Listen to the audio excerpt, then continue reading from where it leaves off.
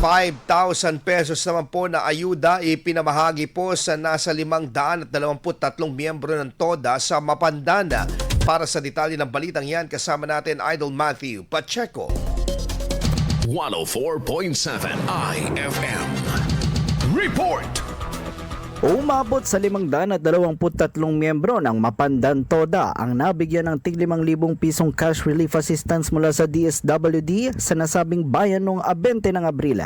Ito pa rin ay bahagi ng rollout ng assistance to individuals in crisis situation kung saan nauna nang nabigyan ng tinatayang 12,600 tricycle drivers mula sa 4 na lungsod ng Pangasinan. Sa tala, umaabot na sa mahigit 24,000 drivers ang nakinabang sa programa sa buong rehiyon 1. Malaki umanong bahagi ng kita ng mga tsoper ang napupunta na lamang sa fuel expenses dahil lang ng rollout. Iginit pa ng DSWD na magpapatuloy ang pamamahagi ng ayuda sa iba pang lugar upang matiyak na mas marami pang tsoper ang matulungan lalo na umano sa mga probinsya. Kasama mo mula rito sa IFM Dagupan. Ako po si Idol Matthew Pacheco. Tatak IFM.